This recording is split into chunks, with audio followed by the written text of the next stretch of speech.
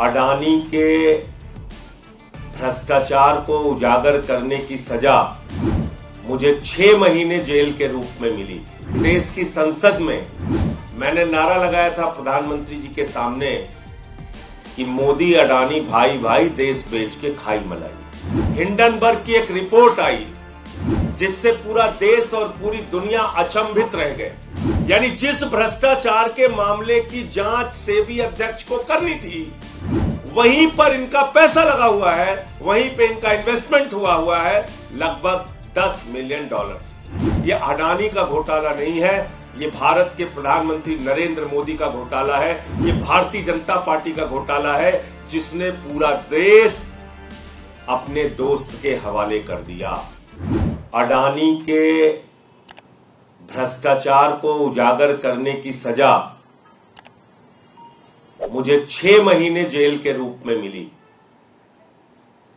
और आपको याद होगा कि देश की संसद में मैंने नारा लगाया था प्रधानमंत्री जी के सामने कि मोदी अडानी भाई भाई देश बेच के खाई मलाई। क्योंकि 18 महीने पहले हिंडनबर्ग की एक रिपोर्ट आई जिससे पूरा देश और पूरी दुनिया अचंभित रह गए। वो रिपोर्ट क्या कह रही थी? वो रिपोर्ट यह कह रही थी कि दुनिया के तमाम घोटालेबाजों को इकट्ठा करके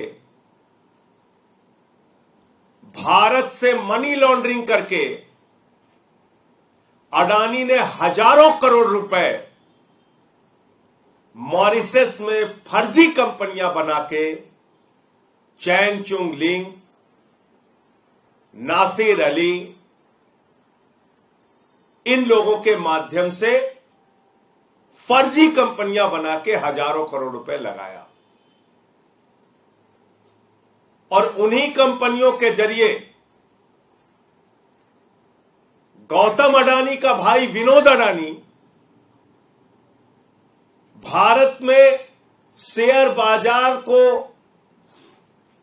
बढ़ाने के लिए, अपने कंपनियों के शेयर को बढ़ाने के लिए, अपने कंपनियों के शेयर को ओवर वैल्यू करने के लिए, यानी वास्तविक वैल्यू शेयर की उतनी नहीं है, उसमें फर्जी कंपनियां बना के विदेशों से पैसा लगाया गया और शेयर का दाम बढ़ाया गया। वास्तविक दाम शेयर का उतना नहीं है, लेकिन बाहर से फर्जी कंपनियां बना के विनोद अडानी के माध्यम से हजारों करोड़ रुपए हिंदुस्तान में अडानी की कंपनी में लगाया गया, उसके शेयर का दाम बढ़ाया गया। और जब हिंदुस्तान के छोटे निवेशक, आम आदमी, मिडिल क्लास के लोग उस शेयर को बढ़े दामों पे खरीदते हैं, तो कुछ दिन बाद वो शेयर की वैल्यू जब घटती है तो उनका पैसा डूब जाता है। और याद रखिएगा, न्यू पेंशन स्कीम, देश के लाखों कर्मचारियों की पेंशन, एनपीएस, उसका पैसा भी शेयर मार्केट में लगता है। एलआईसी का पैसा भी शेयर मार्केट में लगता है।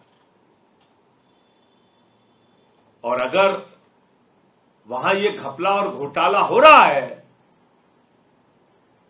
तो अडानी का पैसा नहीं डूब रहा है, इस देश के आम आदमी का पैसा डूब रहा है। ये सरल भाषा में हमें समझना चाहिए।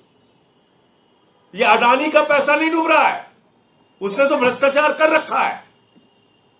ये देश के लाखों करोड़ों लोगों का गाढ़ी कमाई का पैसा जो शेयर बाजार में वो लोग लगाते हैं, वो पैसा डूब रहा है। और कितना डूबा आप कल्पना कर सकते हैं? अगर मैं इस प्रेस कॉन्फ्रेंस में कहूं तो जीरो लगाते लगाते आप थक जाएंगे। जब हिंडनबर्ग की रिपोर्ट का खुलासा हुआ तो 8,50,000 करोड़ रुपए हिंदुस्तान के लोगों के डूब गए शेयर मार्केट में। 8,50,000 करोड़ रुपए। मैंने तब मांग की थी बहुत जोर शोर से कि जेपीसी बनाओ, जेपीसी बनाओ, पूरे मामले की जांच कराओ, सच्चाई तक जाओ। इस देश के लोगों का पैसा डूब रहा है। अडानी ने फर्जी कंपनियां विदेशों में बना के अपनी कंपनियों के शेयर बढ़ाए हैं, उसके दाम बढ़ाए हैं, पैसा गलत ढंग से लगाया गया, खुलेआम ये मनी लॉन्ड्रिंग का मामला है, भ्रष्टाचार का मामला है। एक आवाज नहीं सुनी गई मेरी। मोदी जी ने क्या किया? मोदी जी ने कहा इसको पकड़ के जेल में डालो। उठा के मुझे जेल में डाल दिया गया, 6 महीने में जेल में रहा। जुर्म यही था, मैं फिर दोहरा रहा हूं, वो नारा संसद में, मोदी अडानी भाई भाई देश बेच के खाई मलाई।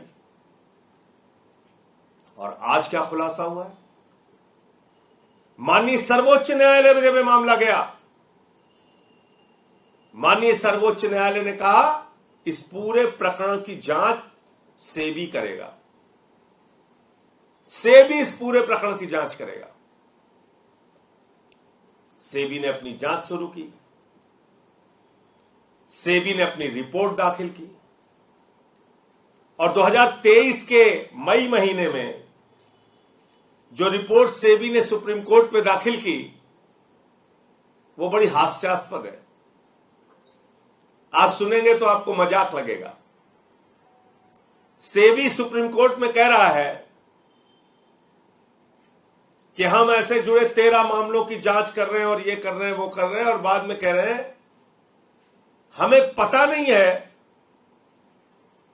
कि कहां तक ये जांच जाएगी, ये एक दिशाहीन जांच है, हुजूर कुछ गड़बड़ी तो हुई है लेकिन हम बता नहीं सकते गड़बड़ी किसने की है। क्या कह रही है सीबी सुप्रीम कोर्ट में? हुजूर कुछ गड़बड़ी तो हुई है, किसने गड़बड़ी की है, क्या गड़बड़ी की है, ये हम बता नहीं सकते, और ये जांच दिशाहीन है, अंतहीन है, किस ओर जाएगी, कब तक चलेगी, यह हमें पता नहीं। तो क्यों बोला सेबी ने? ये सेबी अध्यक्ष ने क्यों बोला? ये इसका खुलासा कल हिंडनबर्ग की नई रिपोर्ट में हुआ है। और वो क्या कहती है नई रिपोर्ट? कि सेबी की अध्यक्ष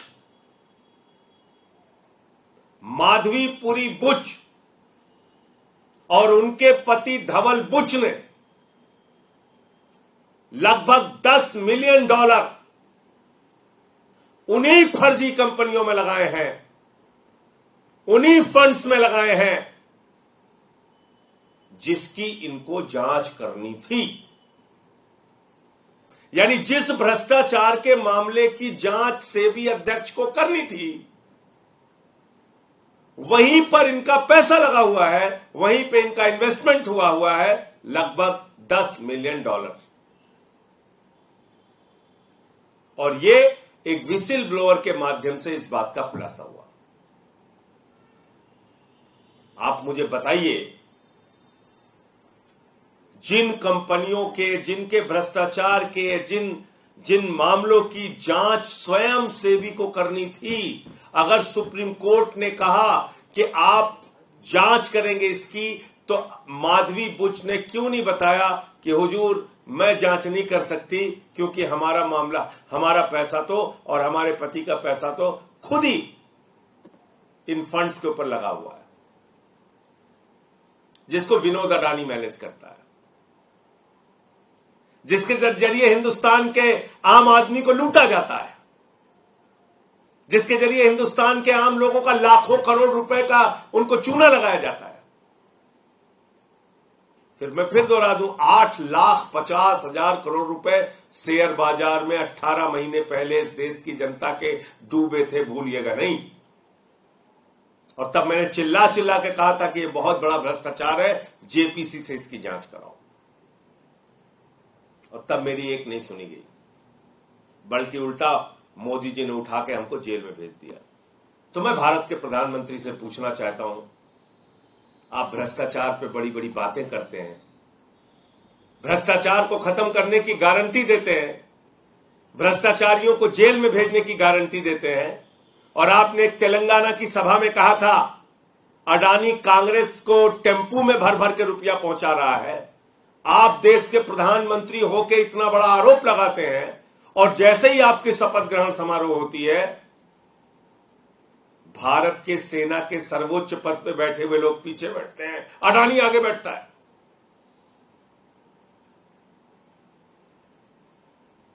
ये आपकी असलियत है प्रधानमंत्री जी। इसलिए अडानी का घोटाला ये अडानी का घोटाला नहीं है, ये भारत के प्रधानमंत्री नरेंद्र मोदी का घोटाला है, ये भारतीय जनता पार्टी का घोटाला है, जिसने पूरा देश अपने दोस्त के हवाले कर दिया। हिंदुस्तान के एयरपोर्ट की जमीन, हिंदुस्तान के सारे लगभग सारे एयरपोर्ट एक एक करके अडानी को दिए जा रहे हैं। रेल अडानी को, सेल अडानी को, कोयला की खदान अडानी को, गैस अडानी को, पानी अडानी को, बिजली अडानी को, सड़क अडानी को, सीपोर्ट अडानी को। सब कुछ आप एक व्यक्ति के नाम नीलाम करते जा रहे हैं। और आपने प्रभु श्री राम को भी नहीं बख्शा, भगवान श्री राम की नगरी को भी आपने नहीं बख्शा। जो जमीन भारतीय सेना के लिए आरक्षित थी, 13,000 एकड़ जमीन आपने उठा के अपने दोस्त अडानी को दे दिया। अयोध्या में, प्रभु श्री राम की नगरी में। आप ना राम के हैं, ना आम के हैं, ना किसी काम के हैं प्रधानमंत्री जी।